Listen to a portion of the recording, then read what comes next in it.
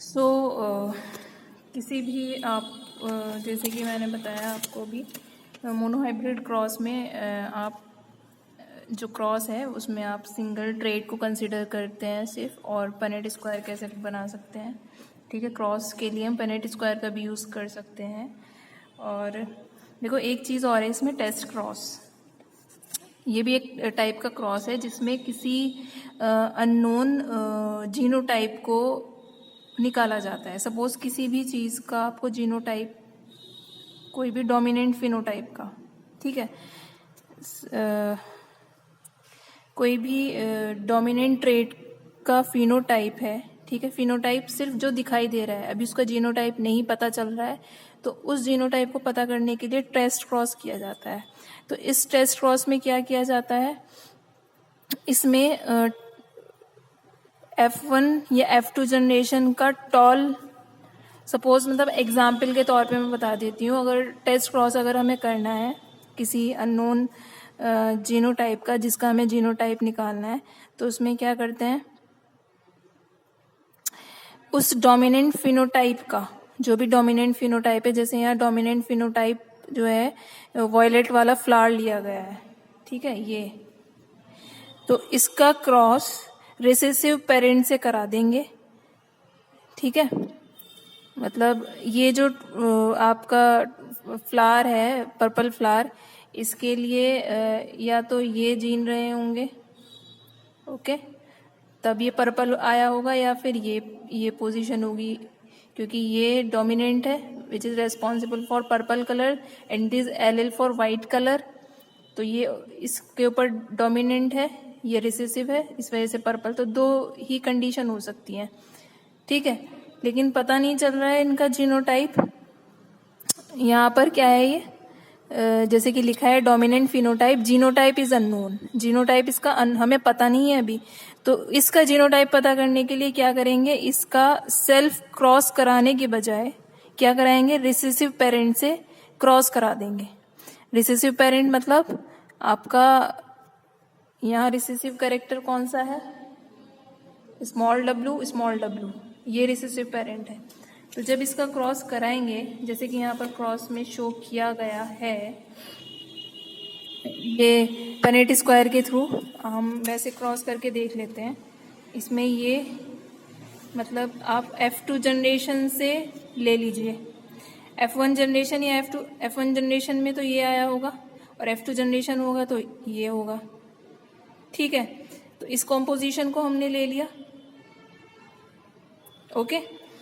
तो इसमें F2 ही generation का टॉल प्लांट जो भी है वो लिया जाएगा, जिसका जैसे यहाँ एग्जाम्पल दिया गया है ये वाला पर्पल कलर का फ्लावर का, तो हमने ये ले लिया F2 जनरेशन का। इसका क्रॉस हम किससे कराएंगे, इस रिसेसिव पेरेंट से कराएंगे, ठीक है। तो जब क्रॉस कराएंगे तो ये पॉसिबिलिटीज होंगी, capital W, small w, capital W, small w, small w, small w, small w and small w, ठीक है। तो जिसमें ये पर्पल फ्लावर होगा, ये पर्पल फ्लावर होगा, ये वाइट फ्लावर होगा, ये वाइट फ्लावर होगा। तो ये आपको पता ही है रिसेसिव ट्रेट कब शो होती है, जब दोनों ही पेरेंट रिसेसिव रहे, ओके। तो इसमें जो है half of the flowers are violet and half of the flowers are white, आप देख सकते हैं, ठीक है। तो जो आपका अननोन फ्लावर है जिसका हमें जीनोटाइप नहीं पता था, इसका हमें नहीं पता था जीनोटाइप, तो ये क्या है, हेट्रोजाइगस है। क्या है, हेट्रोजाइगस। हेट्रोजाइगस कैसे है, एक आपका कैपिटल W है which is dominant over this recessive, ये हेट्रोजाइगस फ्लावर है, ठीक। ये जो दो फ्लावर आए हैं विच इज पर्पल, ये कैसे हैं, हेट्रोजाइगस फ्लावर। अब मैंने ये मत पूछना हेट्रोजाइगस जीनोटाइप और होमोजाइगस जीनोटाइप मैंने आपको बताया नहीं था, मैंने कल ही आपको बताया था। अगर ये पोजीशन होती है, ये पोजीशन होती है, डोमिनेंट ट्रेट आपको दिखाई दे रही है, तो ये होमोजाइगस जीनोटाइप है। हेट्रोजाइगस क्या होगा, ये होगा या ये होगा, ये हेट्रोजाइगस है। This condition is heterozygous, this condition is heterozygous. तो ये जो भी अननोन फ्लावर है ये क्या है, हेट्रोजाइगस जीनोटाइप है इसका, which is capital W small W.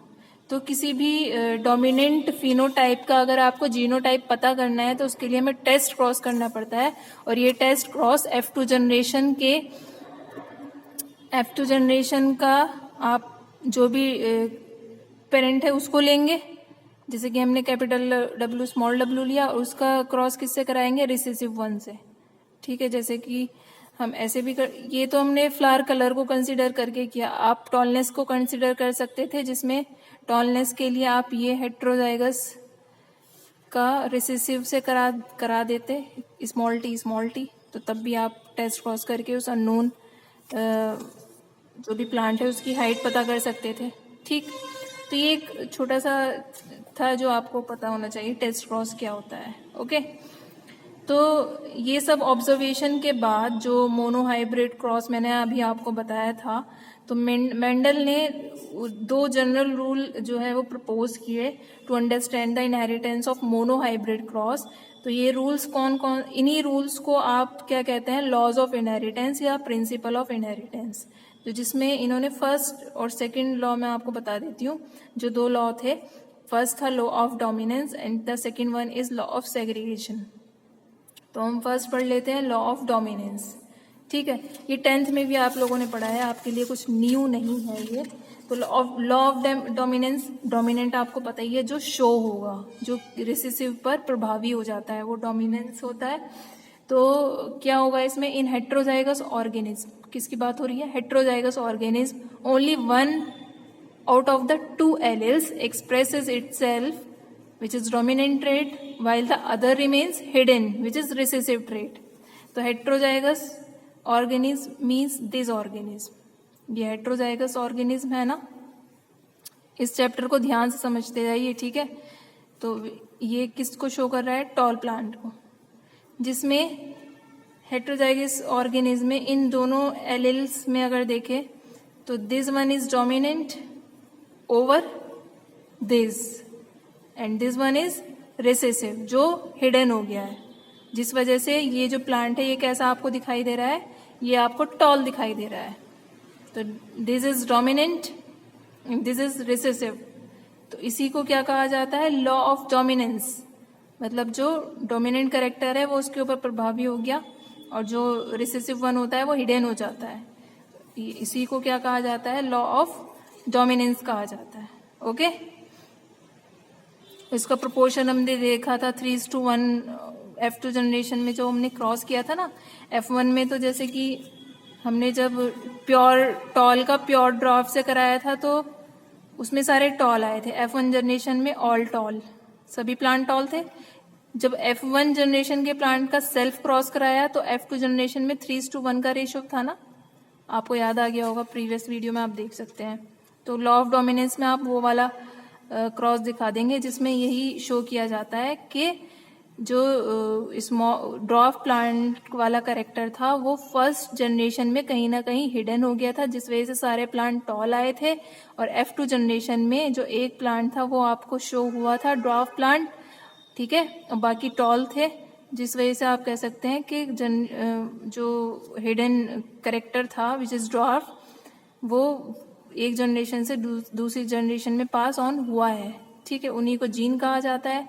और सभी प्लांट टॉल दिखाई दिए थे, मींस वो जो टॉलनेस वाला कैरेक्टर है वो डोमिनेंट है, और जो ड्वार्फनेस वाला कैरेक्टर है वो रिसेसिव है, जिस वजह से वो सप्रेस्ड हो गया।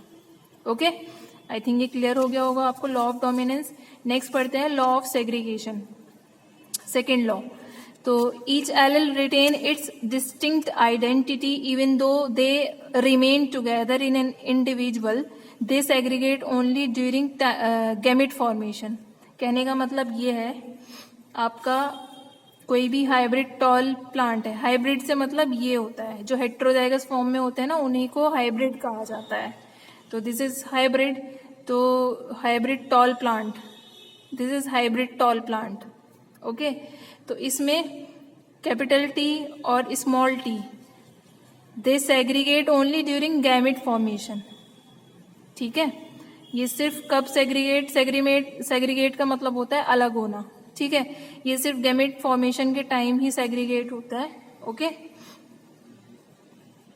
और ऐसा इनमें कुछ नहीं होता कि जैसे कि ये टॉल प्लांट ही शो होगा, ये वाला प्लांट जो हाइब्रिड प्लांट है वो टॉल ही होगा, तो ऐसा नहीं है कि जो स्मॉल टी है वो अपनी आइडेंटिटी खो देगा, वो ड्वार्फनेस वाला इसके अंदर जीन रहेगा ही नहीं, सप्रेस्ड अगर हो जाएगा बेचारा, अगर ये रिसेसिव है तो ये अपनी आइडेंटिटी खो देगा, ऐसा कुछ नहीं होता, ये अपनी आइडेंटिटी बनाए रखते हैं और सिर्फ और ये साथ में ही रहते हैं, ऐसा नहीं कि ये स्मॉल टीज को छोड़ देगा, ये सिर्फ गैमेट फॉर्मेशन के टाइम जब हम क्रॉस कराते हैं, क्रॉस कराने के रूल्स में मैंने बताया था ना आपको, गैमेट फॉर्मेशन होता है, अगर जैसे हमारे पास ये चीज है तो इनके बीच में जब गैमेट फॉर्मेशन होगा तो एक गैमेट ये आएगा, एक गैमेट ये आएगा, तो सिर्फ गैमेट फॉर्मेशन के टाइम ही ये एक दूसरे से सेग्रीगेट होते हैं, अदरवाइज दे रिमेन टुगेदर, किसी भी इंडिविजुअल में they remain together and they retain their own identities.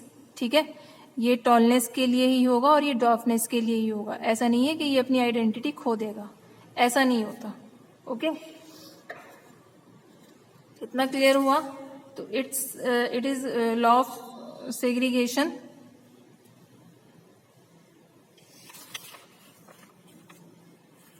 Next हम पढ़ लेते हैं इनकम्प्लीट डोमिनेंस। ओके,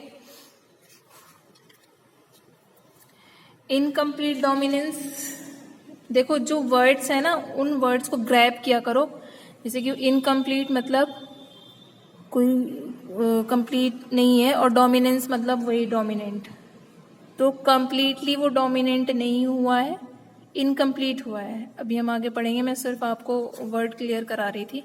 ठीक है, तो it's a appearance of an intermediate phenotype in a heterozygous which is obtained when two homozygous parent of different phenotypes are crossed। ठीक है, तो इसमें क्या होता है, जब दो होमोजाइगस पेरेंट्स होंगे, ठीक है, लेकिन उनके फिनोटाइप जो होंगे वो डिफरेंट होंगे। फिनोटाइप आप समझ रहे हो, दिखने में वो दोनों अलग अलग होंगे। सपोज जैसे कि यहाँ पर एग्जाम्पल लिया गया है फ्लावर कलर का, तो एक रेड फ्लावर है, एक व्हाइट फ्लावर है, सिर्फ कलर हमने डिफरेंस रखा है, इट्स अ मोनोहाइब्रिड क्रॉस, एक ही ट्रेट को कंसिडर किया है विच इज कलर। ओके, एक रेड फ्लावर लिया है, एक व्हाइट फ्लावर लिया है। ओके, और दिखने में अलग अलग होंगे, मैंने यही बोला ना, homozygous parents but different phenotypes.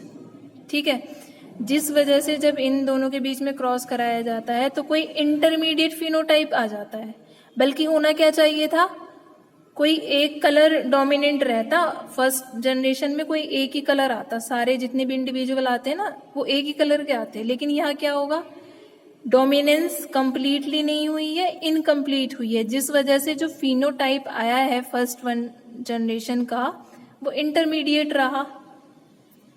ठीक है, अभी हम क्रॉस करेंगे पता चल जाएगा। इस इनकम्प्लीट डोमिनेंस को सेमी डोमिनेंस भी कहा जाता है।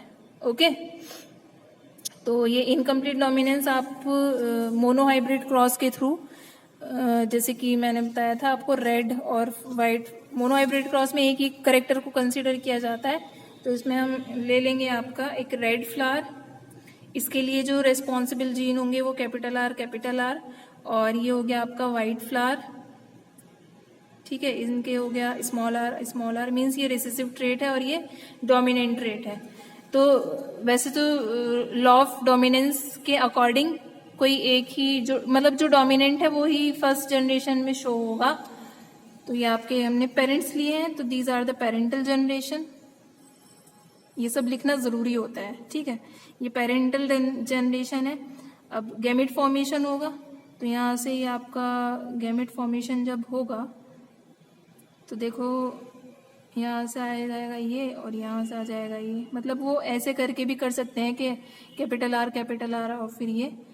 तो जब हम ये सब मोनोहाइब्रिड क्रॉस, कहने का मतलब मेरा ये है, आप जब मैं ये कहना चाह रही हूँ ऐसे, तो आप ऐसे क्रॉस कराते हैं ना तो सब ये आएंगे, गैमेट जो प्रोड्यूस होंगे यहाँ आर आर आर आर ऐसे हो जाएंगे। तो बस हमें पता है ना, क्रॉस जब हमने कराया तो जो जनरेशन आएगी ये आएगी, दिस इज F1 जनरेशन। ठीक है, तो F1 जनरेशन में क्या आया, ये आया। ओके, तो ये आया तो मीन्स ये फ्लावर कैसा होना चाहिए था, रेड होना चाहिए था, बिकॉज रेड फ्लावर में जो जीन है ये डोमिनेंट है ओवर दिस। लेकिन क्या हुआ, सरप्राइजिंगली ये फ्लावर जो है किस कलर का मिला हमें, पिंक कलर का मिला। होना क्या चाहिए था, रेड होना चाहिए था ना, as per the law of dominance. तो ये पिंक कलर का निकला। ठीक है, उसके बाद ये जो है पिंक कलर का फ्लावर है, इसका सेल्फ क्रॉस कराया गया। ठीक, सेल्फ क्रॉस कराया गया, सेल्फ क्रॉस कराएंगे तो ये, ठीक है, तो हम सेल्फ क्रॉस कराएंगे इस F1 जनरेशन में। ओके, तो यहाँ से गैमेट जो प्रोड्यूस होंगे वो आपके यहाँ लिख लेंगे गैमेट फॉर्मेशन, गैमेट फॉर्मेशन। यहाँ से गैमेट ये वाले प्रोड्यूस होंगे, यहाँ से ये प्रोड्यूस होंगे। ठीक है, क्रॉस कराएंगे, क्रॉस कराने के लिए ऐसे शो कर देते हैं। ओके, तो जब क्रॉस कराएंगे तो ये क्रॉस होगा इस टाइप से, capital R capital R, capital R small R, capital R small R, small R small R. Okay, तो ये वाली जो जनरेशन है ये आपकी F2 जनरेशन है। ठीक, ये F2 जनरेशन है, जिसमें ये तो कंप्लीटली आपका कैसा कलर होगा, रेड कलर है। ओके, ये रेड फ्लावर होगा, ये कैसा होगा, और ये कैसा होगा, पिंक होगा। तो ये दोनों कैसे होंगे, पिंक फ्लावर होंगे। और this one is for white colour, तो ये कैसा होगा, वाइट फ्लावर होगा। ठीक, तो ये वाइट फ्लावर होगा। तो अगर इनका देखो, मैंने जो बताया था अब आप समझ लीजिए, फिनोटिपिक और जीनोटिपिक रेशो अगर हम देखें इनका, फिनोटिपिक मतलब क्या क्या आपको प्रेजेंट दिखाई दे रहा है, दिखाई क्या दे रहा है हमें, एक रेड दिखाई दे रहा है, तो red one is 1।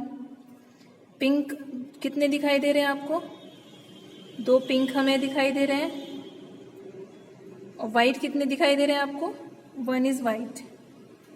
But the genotypic ratio, genotypic ratio as per the gene only 1 is red. ठीक है, और जीन ये भी सेम है दोनों, 2 आर पिंक और एक कैसा है, वाइट है। मतलब ये जीन एक ही है ना, और ये जीन कितने हैं, ये 2 जीन है पिंक कलर के लिए, और वाइट कलर के लिए कितना जीन है, 1 जीन है। तो ये जीनोटिपिक रेशियो और ये फिनोटिपिक रेशियो। ओके, जिसमें आपका रेड इज 1/4 मीन्स 25% तो रेड है। वाइट कितने हैं, 25% ही वाइट है।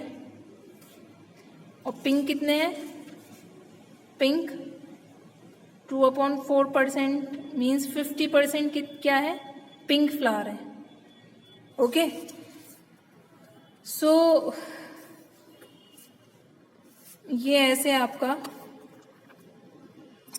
इनकम्प्लीट डोमिनेंस, जिसमें होना चाहिए था as per the rule of dominance के बस रेड कलर वाले, जैसे कि आपने पढ़ाई था लॉ ऑफ डोमिनेंस में कैसे कैसे डोमिनेंट ट्रेट ही शो होती है। लेकिन यहाँ क्या हुआ, इंटरमीडिएट कलर शो हुआ, इंटरमीडिएट ट्रेट शो हो गई, which is pink colour. Okay, तो इस टाइप से ये इनकम्प्लीट डोमिनेंस हो जाती है। ठीक है।